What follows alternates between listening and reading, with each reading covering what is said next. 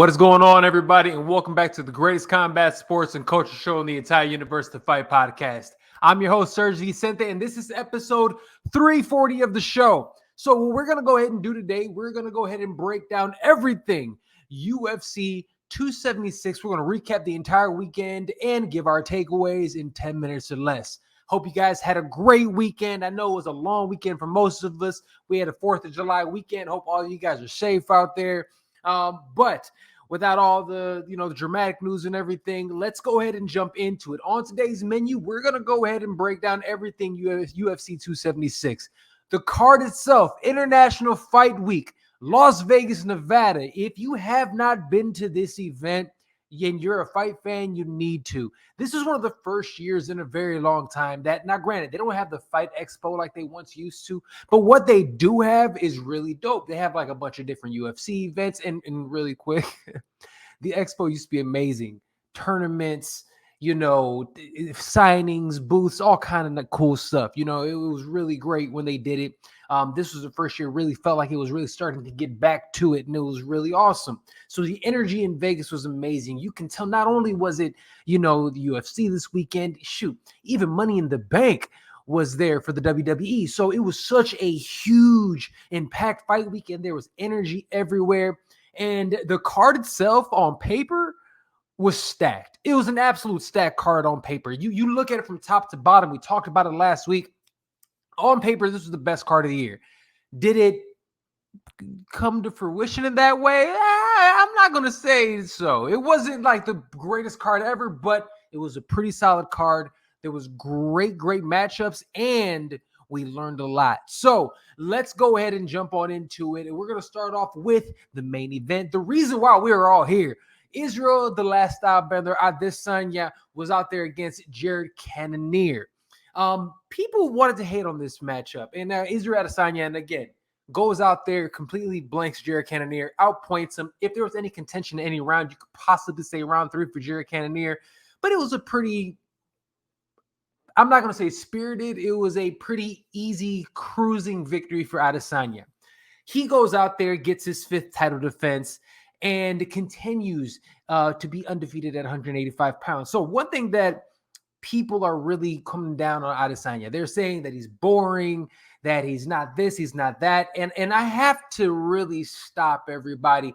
And maybe we're being a little bit of a prisoner of the moment. And the reason that this ends up happening, and this always happens with champions that are really, really dominant. And it gets to a point in time that once you're that dominant, you go through guys a couple different times, you might not have the same type of, performance. Also, when you're a champion, you have so much more film and tape and things on you. People know what you're good at. People not only know what you're good at, people actually understand, your game plan and what you have done to other people in different circumstances. So being that he's a champion and that he's ran through the division multiple times at this point in time, and Jared Cannonier, somebody who's absolutely dangerous, goes out there and really isn't being aggressive in his own right. He's kind of just letting it happen. So Adesanya, as somebody who is the, a counter puncher at heart, ends up just essentially takes what he's given. And he dominates in a decision. He is a smart fighter a la Floyd Mayweather, goes out there, knows exactly what he has to do, and dominates in a win. Now, people love, and again, it's the, the just bleed people of the UFC. It's those people that love violence, right? You have, hate to say it like this, Star-Lord, I can't even think of his name, Buffoni. He goes out there and afterwards and was mad. Oh, he goes out there with this pitter-patter. Let's be very honest. Those leg kicks that were landing on Jared Cannonier, nothing about that was pitter-patter, okay? It was a strategic performance. Was it as dominant and as one-sided, and was it like Alexander Volkanovski? No. But what it was another great win by the champion. And really quick, let's talk about this dude. 13 UFC fights, 4 finishes, 15 finishes overall. He only has 1 loss, and that was at light heavyweight. He has 8 championship fights and 6 title defenses. You can't hate on that, even though you might want to. So anybody saying this is just because they're hating, he's somebody who's won a lot and they want like Thor's power, going out there knocking everybody out, putting all caution to the wind and chancing getting knocked out yourself. Think about some of the people that Adesanya has been in there against. He's been in there against Robert Whittaker twice. He's been in there with Marvin Vettori twice. He's been in there with Jan Blachowicz, the former light heavyweight champion. He's been in there some really Anderson Silva, Derek Brunson. I mean, he's been in there with some really, really tough guys. No, he hasn't finished all of them. But one thing he has done, he's won. All right, moving right along, we absolutely got to talk about Alexander Volkanovski. Alexander Volkanovski goes out there and does, honestly, I'm going to be honest, I didn't think he was going to do. If many of you know, and many of you might be, I am a Max Holloway guy. I thought Max Holloway won the second fight, and I thought it was very close in the first one. So I thought it was going to be more of the same. The week building up to this fight and this matchup, Max's energy was crazy. And when I was thinking about it, all I can think was, yo, Max is going to go out here and starch this dude. Volkanovski proved to me that City Kickboxing gym and what they do and the game planning that they do, and then not only that, Alexander Volkanovski is a fighter. I need to put some respect on his name. This dude might actually end up being the featherweight GOAT. Yes, Volk might be the GOAT. The way he went out there and dominated Max Holloway on 3 separate occasions, and on the third one to really go out there and put a stamp on it, leave no doubt. And on my card, 50-45'd him. 50-45 Max Holloway? Come on, man. That doesn't happen. So when you think about that and when you see what's going on with Alexander Volkanovski, yo, Kamaru Usman, you got to take a step to the side. This dude right here, Alexander Volkanovski, what he's done over the last few years is incredible. He is the number 1 pound-for-pound fighter in the world. And now, if he wants to, he has options. He can go out there and take out, Aljamain Sterling at 135 or Henry Cejudo if he comes up. Or he can go what he's talking about, even what Max Holloway suggested, and have him go up and face Charles Oliveira, the champion with a name, at 155 for the belt, the quote-unquote vacant belt.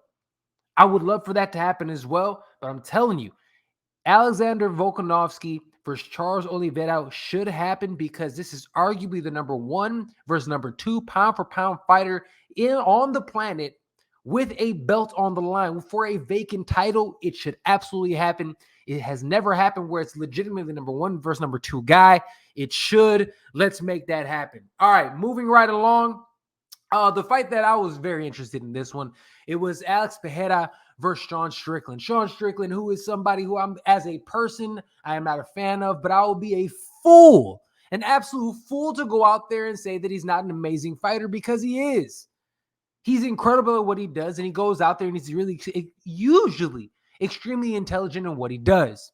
Well, guess what, guys? He went out there and thought that he could bang one of the greatest strikers of all time, a glory kickboxing champion. Alex Pereira went out there and got KO'd Sean Strickland in the very first round. Beautiful left hook. I have no idea what Sean Strickland was thinking. His hands were at his chest. He didn't know he was in there with. He didn't respect him. He had his moment in the press conference, and it seemed like when it boiled down to it, he had a hard weight cut, and it seemed like the moment might have been too big. So if the moment's too big, I'm sorry, you're not that guy. But Alex Pereira seems like he's going to go out there and get the fight with Israel Adesanya. That should be interesting, especially because Alex Pereira has 2 wins over the champion in kickboxing. Keep that in mind. That should be incredible. One of the last things before we get out of here, I have to talk about, unfortunately, this man took a loss for Jim Miller. Fortunately, Jim Miller ended up getting a win, and now Jim Miller has the most wins, 23 wins in the UFC, for the most in UFC history, but he ended up breaking that tie with Donald Cerrone, the man who he beat. He goes out there second round. Oh, wrong guy.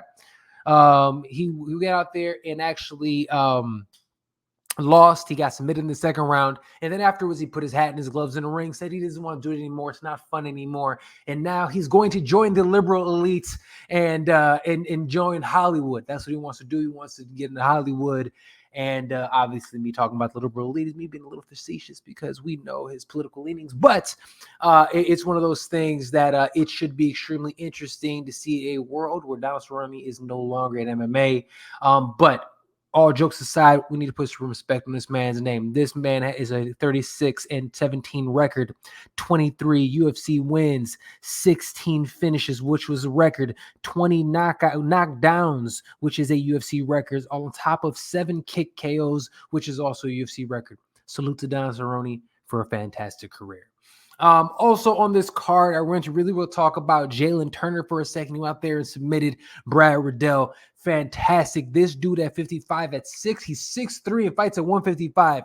He is incredible. He's coming into his own. Jalen Turner, watch out for that dude. But all in all, yo, this was a fun card. It was a fun card. A lot of amazing things happened. Salute to both champions who retained their belts, and a lot of awesome things coming. Sugar Sean O'Malley and Pedro Munoz, unfortunately, was a no contest due to an eye poke. Hopefully that will come back. But if you stuck around with me, that's been about 10 minutes, and we appreciate you. This has been episode 340 of the greatest combat sports and culture show in the entire universe, the Fight Podcast. I'm your host, SERG VICENTE, and make sure you listen to the Fight Podcast. Every podcasting is available. Apple, Google Play, Spotify, SoundCloud, and Stitcher. Check us out at thefightpodcast.com. Check us out at all podcast, or should I say, social media outlets at the Fight Podcast. Check me out. Follow me at SERG VICENTE. If you like what you see, you want more of this type of content, please like, subscribe, share. On this video, we have a lot of other things, a lot of different shows as well. Not only do I do this in the Fight Podcast, we have a lot of different shorts. We have our great show with Kat Zingano, the legendary Kat Zingano, Who You Got. And we also have the Royal Rundown, where we talk a little pro wrestling. Check us all out, everything to the Fight Podcast. Love y'all. We'll see you next time right here on the Fight Podcast. Peace.